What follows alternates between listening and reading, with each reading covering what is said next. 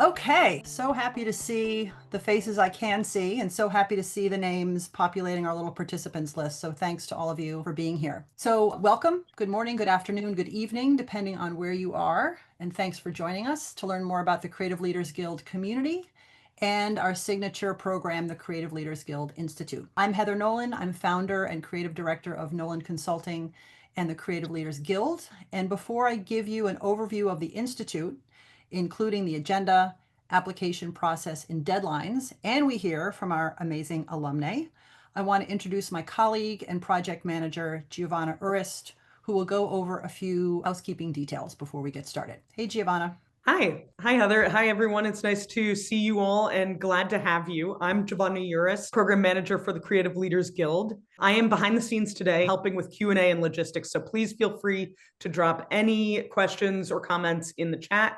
A few quick reminders, this session is being recorded, just FYI. After the conclusion of the webinar, we will send you a link along with additional resources, including program overview, so you don't have to take a bunch of time taking detailed notes. Again, please use the Q&A function at the bottom of your screen to ask questions, and we'll try to get to as many as we can. And then I will be dropping things in the chat for your perusal, so please keep an eye. Heather, Great. back to you. Thanks, Giovanna. Joining us today are three brilliant female leaders and friends. I always have a smile on my face every time I see them in person or on my screen. All three of them are alumnae from the 2025 Institute. And why don't we start with Anna? Anna is an accomplished skier.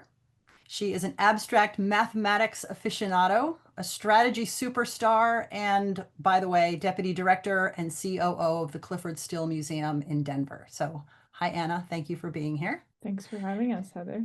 And next up is Laval Bryant-Quigley, songwriter, singer, champion of artists, a Brooklyn native, and also director of community engagement and partnerships at the Brooklyn Museum. Laval, I'm so glad you're able to join us today. Thank you for having me, and hello, everyone.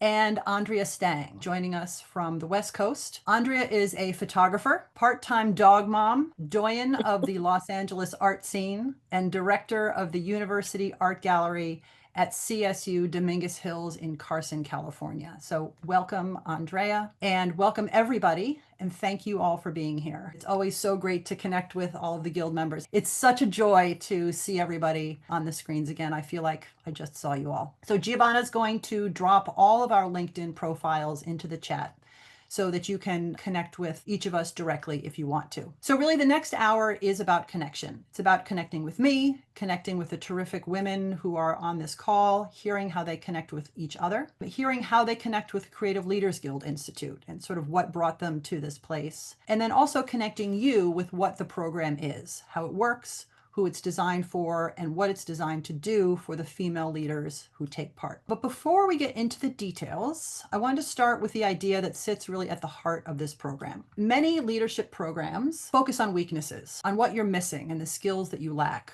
the habits that you need to fix. And the Creative Leaders Guild Institute really begins somewhere else. We start with what's already true and the knowledge that you are already a leader and that leadership is not a skill that is learned or inherited. You already have what you need to be an extraordinary leader, someone who can have a meaningful impact on your team, your organization, and the field at large. And the Institute, and then the Guild community more broadly, into which all of the Institute alumnae joins at the end of the program. This program helps female leaders magnify the leader that they already are, helps them amplify their strengths, uncover their authenticity and purpose, create and execute a clear, actionable leadership plan, build lasting community, and lead with vision and influence. And the Institute is really as much about self-leadership as it is about participants' role as a leader within their communities. And one alumna told me recently when she was describing the Institute to a friend, she said the friend was really skeptical and said that she'd been through plenty of professional development programs that focused on fixing problems. But when she heard that we begin with strengths about what's working rather than what's broken, that the woman wanted to know more. So I hope that you all want to know more too. I like to think of the Institute sort of like the oxygen mask metaphor. You know, we're all putting the mask on yourself before you help the person next to you. This is not a plane crash, but just the metaphor is apt that you have to really take care of yourself first so that you can lead and support others more impactfully and effectively. And when you understand what you need and how you lead, you can be present with greater clarity, creativity, and generosity for yourself and for your teams. Over the Institute's 10 weeks, participants are given space to reflect, recalibrate, and reconnect with what makes their leadership distinct. They do this through self-reflection, through collaboration, curiosity, and creativity. And one participant said to me that it's really revelatory to understand that creativity itself is something both strategic and smart. It's not a luxury, but it is an essential part of leadership. So in the program, participants also learn to balance and become comfortable leading both their professional and personal selves with equal attention, and to prioritize values and needs so that both of these facets of their lives can thrive. I'm not going to use the phrase work-life balance, but it could apply here. So the participants don't do it alone. They do it with a cohort of women who become part of their lifelong network, a guild of creative, courageous peers who continue to learn and grow together long after the program ends. And the Creative Leaders Guild, to which all the women become members at the conclusion of the Institute. It's where this momentum of the Institute really continues. It's not only a community of women, but also a launch pad for the next stage of your leadership. Members have access to exclusive programming and tools designed to sustain their growth and expand their influence. And these tools include salons, guest speaker sessions, continuing education opportunities, with more programming, networking events, and benefits, potentially an innovation fund, conference, are all in the works. So we do focus on the personal as much as the professional, but to be clear, the Institute is not a self-help course. It is a rigorous, research-driven program that changes how women lead, think, and create. There are two signature projects that are at the core. The first is the Creative Conundrum. This is a real high-stakes challenge that becomes the through line of the program for the women. Using tools and momentum of the program content, the participants design and commit to executing an actionable leadership plan with measurable goals, collaborators, operational needs, and milestones. And the other signature project, the Leadership Lab, is really functioning as the Guild's think tank. This is where each cohort is going to decide upon the most pressing issues in the nonprofit sector, then research and co-develop new ideas to spark sector-wide change. We will hear from more recent alumni in a second, but I'll summarize the power of the program using words of two of the women who were in the first cohort. One of them is Carrie Cushman, who just took up the role of executive director at the Bates College Museum of Art. And she said, quote, "If you feel like you absolutely don't have time to do this, then you absolutely need to. And once you start applying what you learn, it's like time expands." And Chandra Williams, who is the executive director of the Crossroads Cultural Arts Center down in Clarksdale, Mississippi, reflected that, quote, "The experience reminds me to value what I care about, to make space for the things that matter, the things that were getting buried under everything else." Just again, a reminder to pop any questions in the chat, but I wanted to check in with our recent alumnae to see if any of this resonated with you. So let's go back to the three other smiling faces on my screen, Aandrea, Laval, and Anna. Hi to all of you. So it's been 6 months since you all finished the Institute, and I'm curious about what parts of the program do you still carry with you in whatever form that might manifest itself? I will just quickly say, I feel like I'm using different aspects of the program on a daily basis. I also am using the power and the energy of my cohort colleagues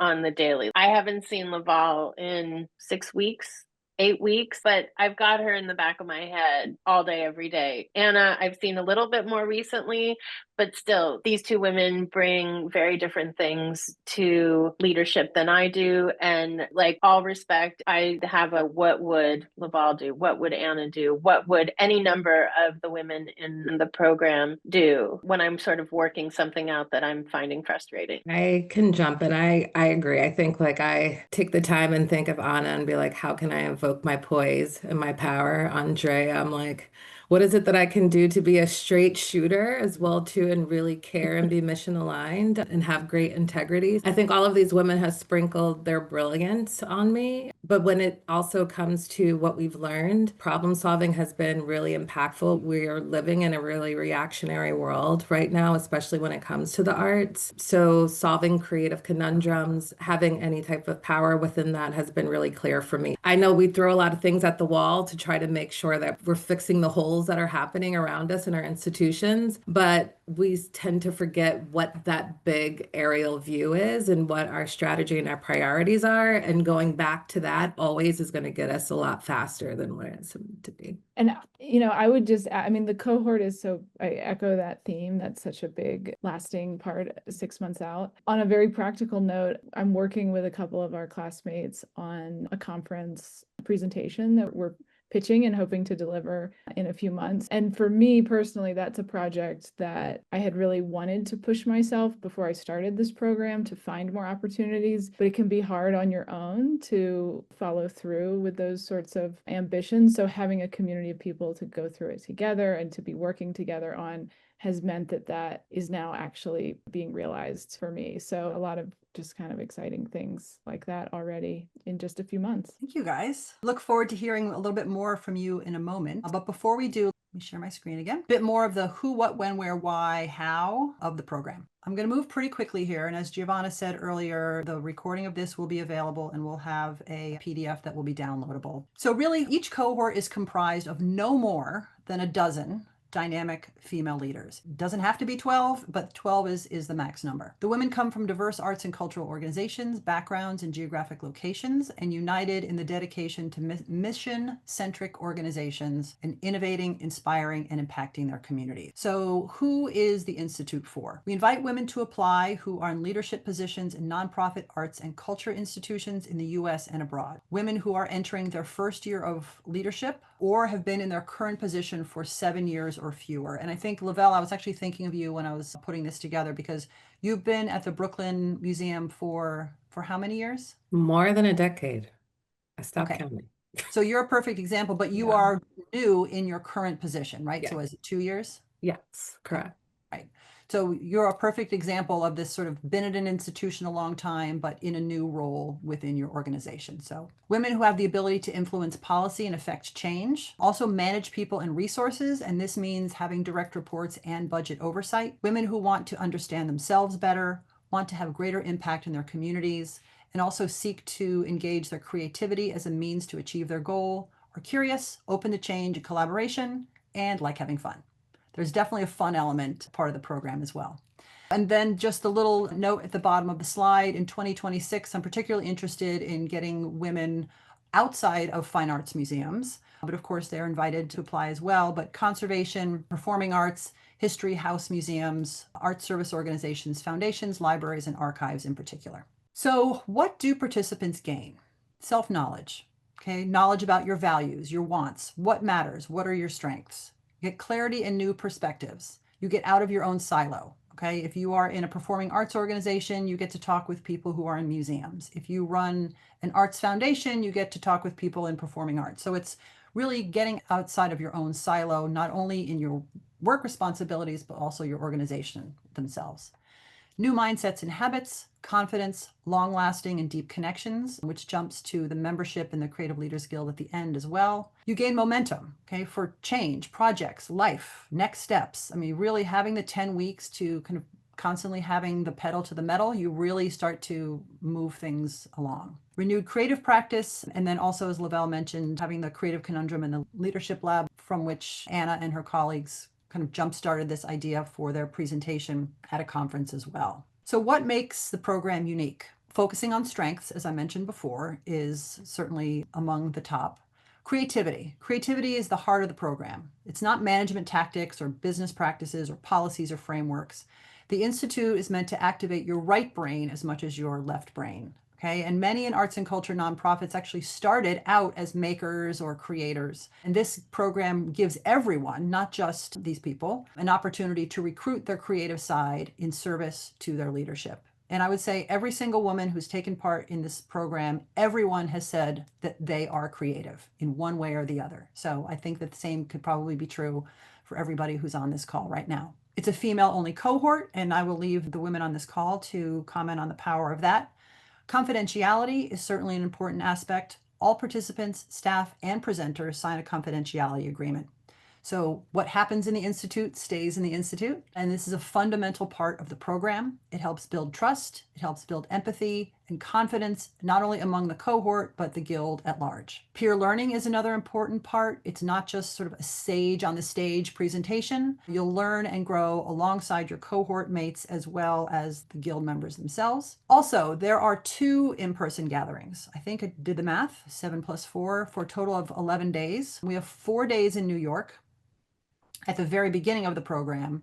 And then in the 8th week of the program, we get together for a full week on a ranch in Wyoming. And then, of course, there's the community and the guild membership. So it's ongoing connection to the women who went through the program with you and those who came before. And there's the ever expanding network into the future. Okay, so every additional cohort that comes into the Institute joins the guild. Right? So it's not endless, but it certainly is building every single year. So that is the overview. Now let's look at some details of the 26 convening. Very high level. These are the dates. It's hybrid format. This is the investment. Application is by invitation, and nomination is the first step. And I'll get to those details in a second. Lots of words here. Let me give you the very high level overview. And all this is pretty locked down, but details are subject to change. So week 1 is self-paced. It's the orientation. You receive materials. You are meant to set goals and intentions, do pre-program work, and get to know your cohort before you actually meet them in person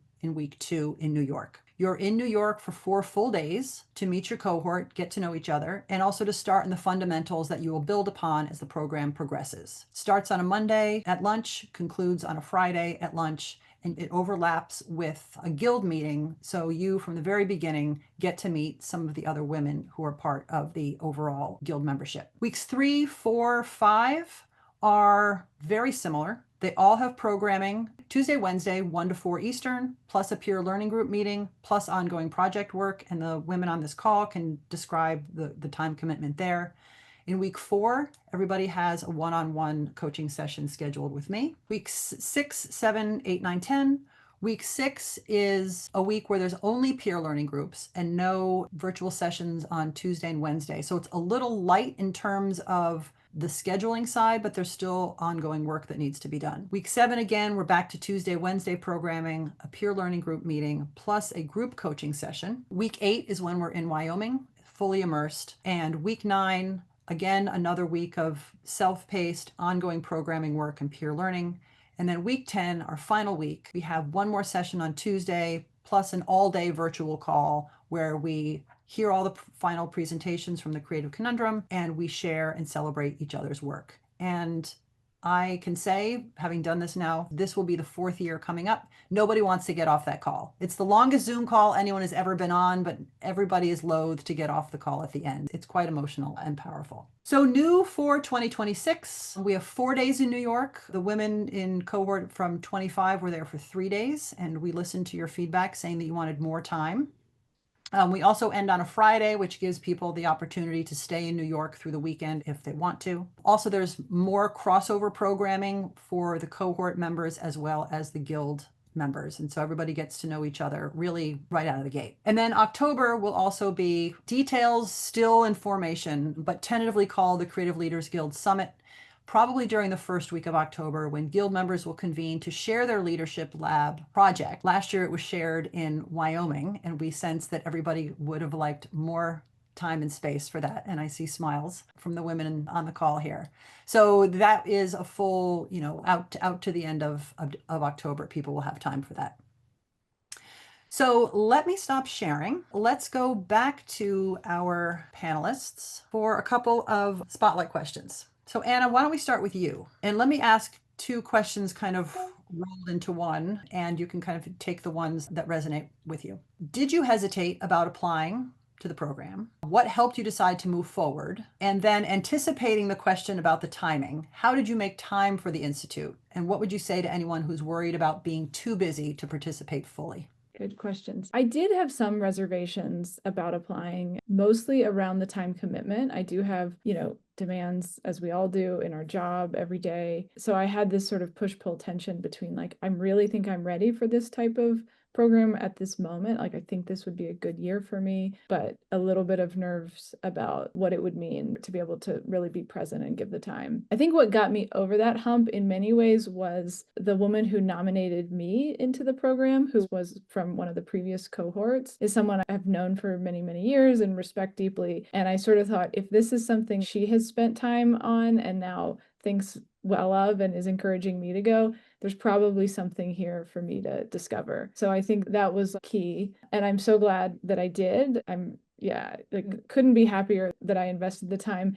I would say in some ways, it somewhat magically seems like it worked out better than I had feared. I mean, many of the Zoom meetings, like once I got the whole schedule, I blocked everything onto my calendar. The travel dates fell well between other obligations that I might have had to have. So I think just right at the beginning, like as early as you can, mapping out what you're going to need and trying to also find additional time outside of the actual required sessions themselves, but like a little bit of personal time for reflection to the extent possible can kind of help as you move through the program. Time is one of those things that expands and shrinks to the need. And so as hard as it is to remember that, I do think again and again, life experiences can show us that that's true. So when you're spending 3 hours of your workday doing something that's really energizing and fulfilling and interesting and get your brain going, you're actually able to get the rest of the things, both personal life and work life, sort of done around that. So I think I ultimately found that to be true as I went through the program. Great. Thank you. Laval, let's turn to you. And I will also ask you kind of two questions all rolled into one, and you can take the parts that you want.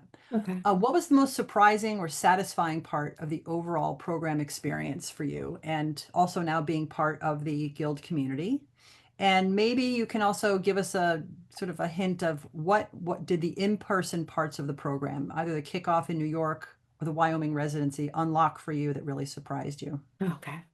Two really good questions. For the most satisfying part with an experience in community was being able to put language to the impact that I want to leave within the arts. And that's with or without the institutions that we lie in, that we hold dear, and we also pour into ourselves every day. So I think that realization was both satisfying and surprising. There may be people on this call, as Heather has shared, that I've been at Brooklyn Museum for over a decade.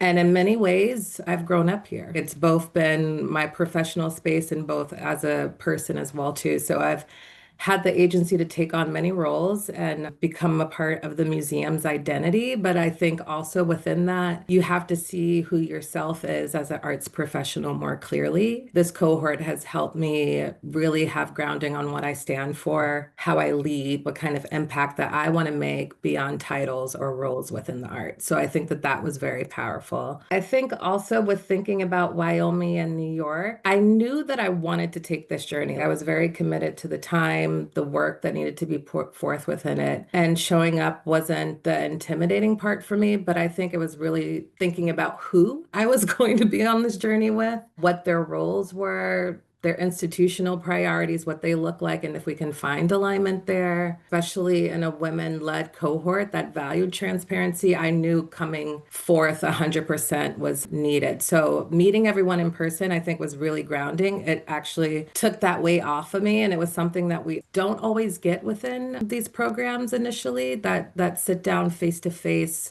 moments to break bread and really get to know each other. It did something in my brain to remind me that we're all starting this journey together at this point in a way that you wouldn't have if you were virtually sitting down with one another initially. And I remember there was a point the first night that we had dinner and I said something about imposter syndrome and me just being transparent and saying that I had this walking into this moment. And I remember Heather asking everyone at the table, who here has had imposter syndrome or in this moment is experiencing that? And I believe everyone or almost everyone raised their hands. So that was surprising and brought clarity because even though we represent different institutions, we're coming from all different walks of life from different states across the United States as well too.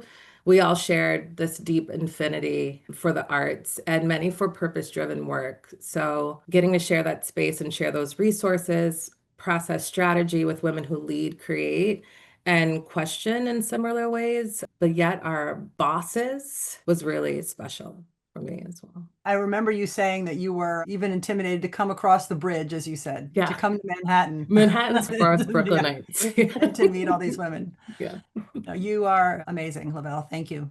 Aandrea, I'm going to ask you two questions all rolled into one too, and you can kind of take these as you want. How did starting from strengths and not deficits change the way that you see yourself as a leader? Question one.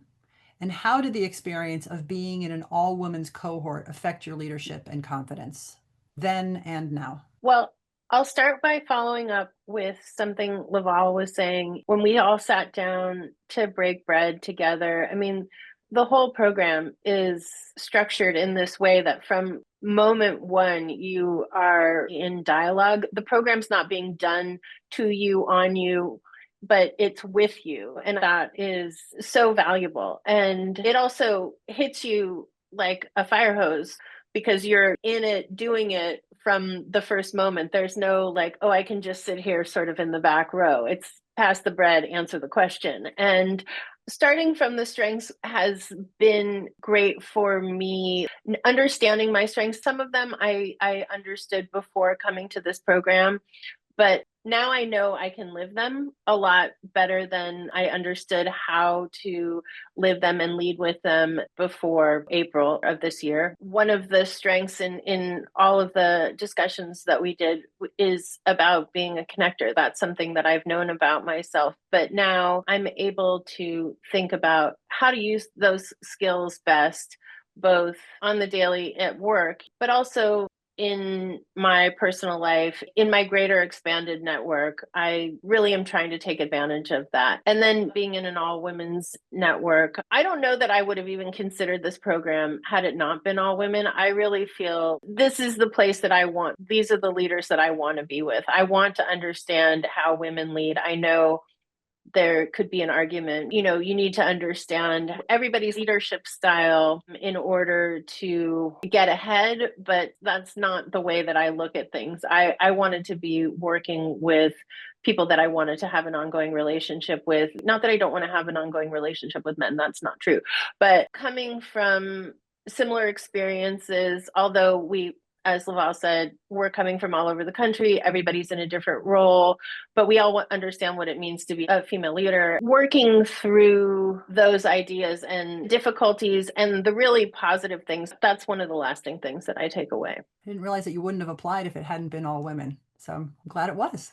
We got you. Fantastic. Okay, let me just quickly share my screen. Again, I just wanted to mention, I'll go through the application process here in a second, but anyone who is interested in nominating, if you haven't done it before, if you're interested in nominating yourself, made quick QR codes in addition to having the website at the bottom. If you or someone that you think that would be perfect for the 2026 cohort, nominations for the 2026 cohort close on January 2nd. And I will get a little bit deeper into that information here in just a second, but I wanted to share this so people had a chance, if you wanted to take a quick snap. Again, this will be available in the recording going forward. Okay, so let me just turn back to our panel discussion and a couple more questions, and then I will get to the details of the application process and some last details before we go to Q&A. I'm just going to toss out questions, let's see, in no particular order to the three of you. Let's see, what surprised you about the cohort and now the larger guild peer network? What did you get that you didn't expect? I know that all three of you really touched on this a little bit, but what about the cohort itself or the larger guild peer network? What are you getting from it that you didn't expect? I can jump in with a couple comments. I would say it's similar to finding a really great relationship at work, like with a work colleague who you really find friendship with and can talk about your work in like productive ways. But even better, you don't work with any of these people day to day. So it sort of becomes this amazing network of people who really kind of from the get-go understand the inherent context within which you're working, even if they live in a different state or they work in a different sort of function within arts and culture. There's a lot of commonality, so much more commonality than you meet with just other people that work in different industries. So I think for me, kind of feeling like all of a sudden my professional network of people I really like and I really value their opinions and I really want to run all my thoughts by them and hear what they say has just expanded massively through participating in this program very quickly. I'm going to go back to first dinner. Laval and I were seated next to each other at the first dinner and we started talking, and it was the second hour, right? Because there was a cocktail hour before we sat down to dinner. And I felt like, oh, okay, this is what this is. This is what we're doing. I don't feel like I backed into anything. I knew what I was getting myself into, but just having that mutual respect from the first moments and carrying that through, everybody was coming from places of really generous yeses, really generous and thoughtful challenges to people's ideas and issues. A lot of support, but not in any kind of weird woo-woo hippie way. It was really thoughtful, as Anna said, business-minded support for both your work life and your personal and creative life.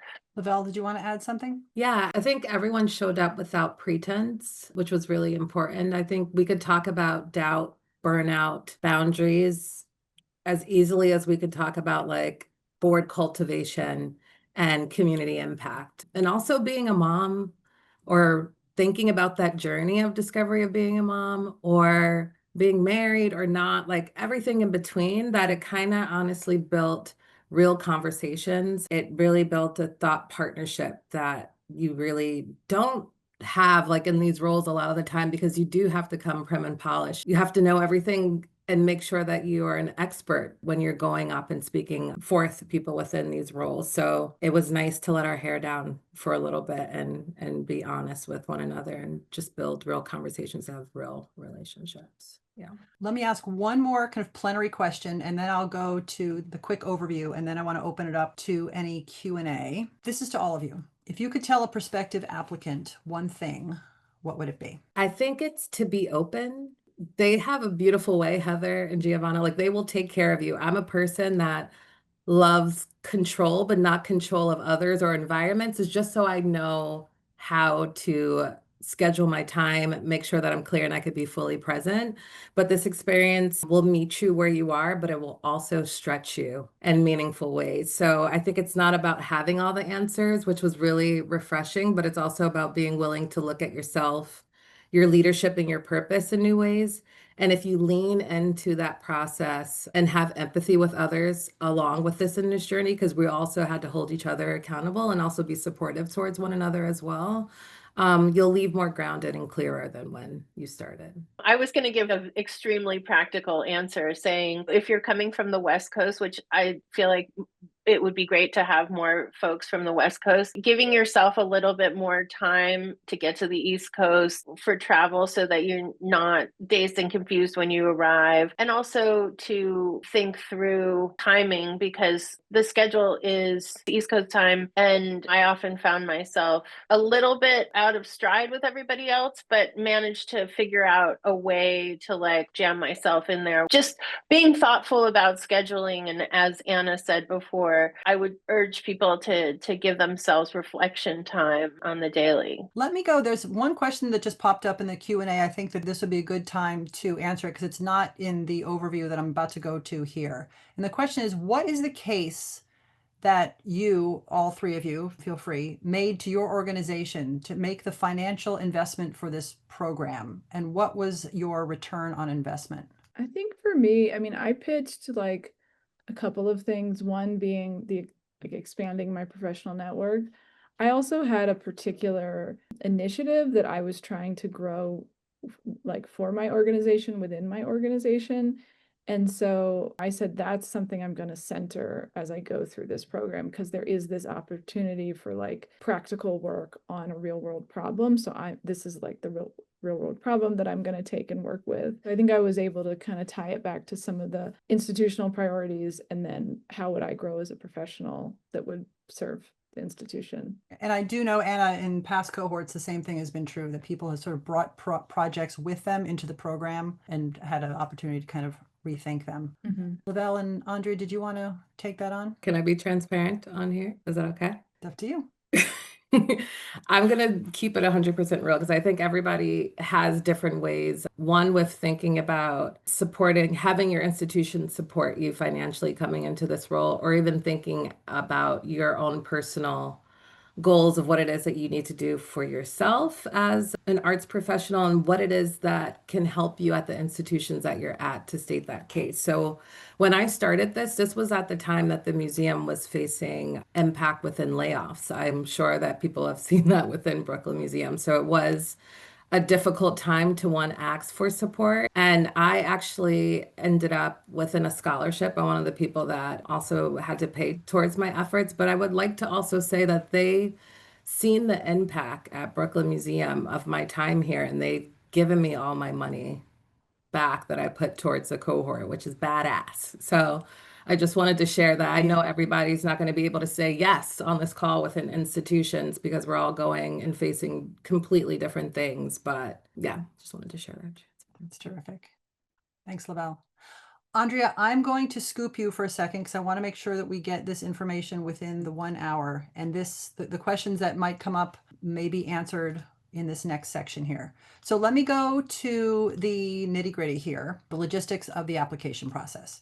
As I mentioned before, the applications are by invitation only and nomination is the first step. There is the web address as well as a QR code that will take you directly there to the nomination form. It's very easy. You give information about the person that you are nominating, including why you think this person would be a good fit. And you also put your information in there. If you have multiple nominees, as many of our alumnae actually do, some of the women have nominated, I think, 8 or 10 people, which is so appreciated and kind of amazing, but please fill out the form for each separate person that you are nominating. That is step 1. And as I mentioned, the deadline for nominations for 2026 is January 2nd. And even that is really pushing it because the next step of the application process is the invitation to apply. So starting on November 1st, so the women who already qualify who have been nominated will receive their invitation to apply together with the link to the application on November 1st. But nominations will presumably be rolling, and so therefore applications will continue to be sent out to qualified candidates until that February 2nd deadline. Okay, so if you are considering applying or you know someone who you want to apply, do nominate them sooner rather than later because it not only gives them time to fill out the application, but they also then have to get a recommendation from at least one person and put together the application form, which is pretty comprehensive. It includes some kind of thinking pieces, some sort of essay questions that you have to answer about yourself, about your leadership, about creativity in general. Okay. So step 3.1 is complete the application. Deadline is 1 minute before midnight on January 30th, which is the last Friday of the month.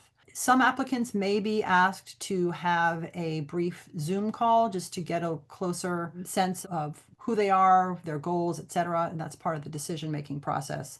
And then step 4 is the candidates, everybody who has applied will receive notification of their status toward the middle of February. The factors that go into decision-making: alignment of the organization of the participant with the qualifications of the program, the leadership potential of the applicant, their ability to affect change in themselves, their organization, and the community at large, their ability to contribute to the individual cohort as well as the guild community after the institute, and really an overall balance of several factors. Organizational discipline. So are you in a museum? Are you in a theater, a library, an archive, an artist residence, etc.? And I know that Giovanna dropped some information into the chat that can kind of give you a sense of what organizations we're looking for. What is your organizational size? How many people? How large is your budget? What is your role within the organization?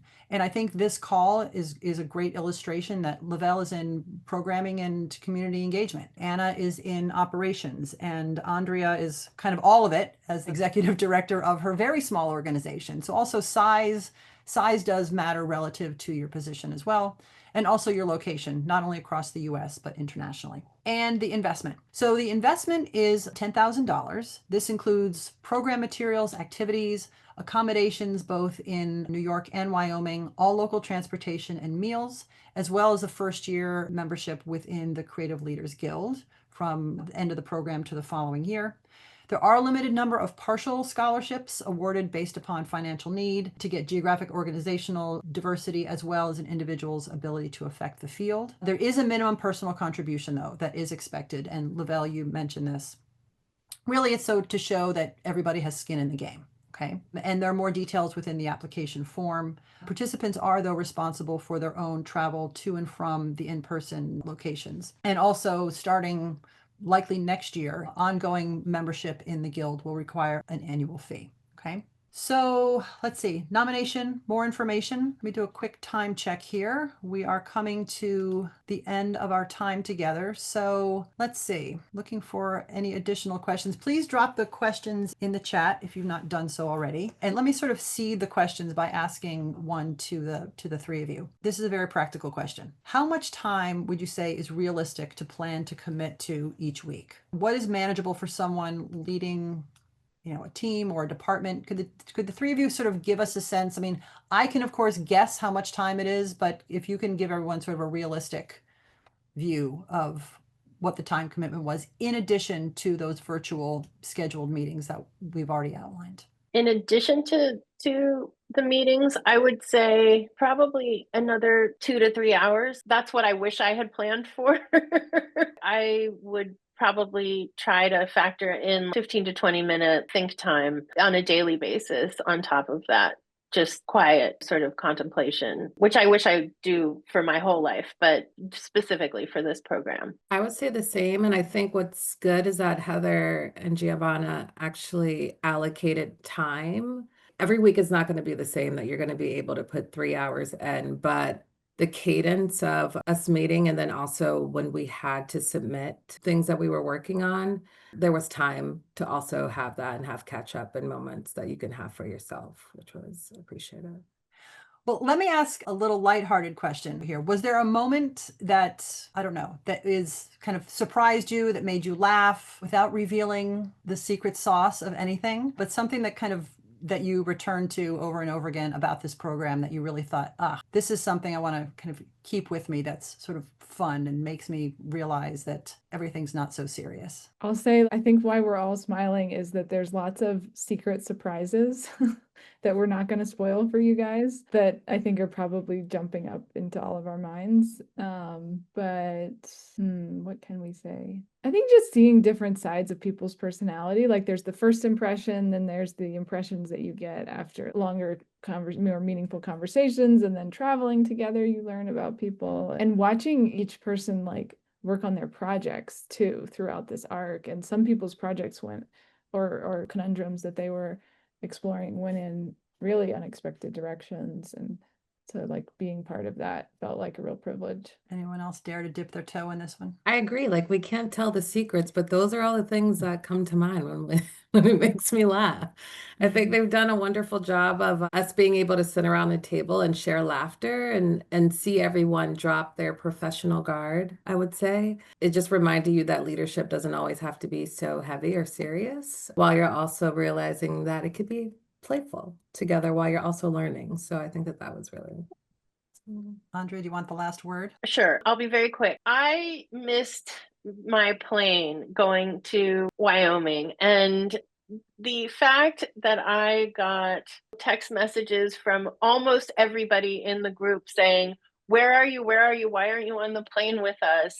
is, I mean, I know that's not fun or funny, but it was so heartening and so lovely to know that like these people that I was just getting to know and had only spent a little bit of time with in person were worried that the Denver airport had done me wrong, which in fact is what happened. But when I did finally arrive, everybody was so like, "Oh, we missed you," in the 3 hours that they had been together when I hadn't been there. It was just so nice and made me feel like, oh, okay, I'm with my right people. How can you end on something better than that?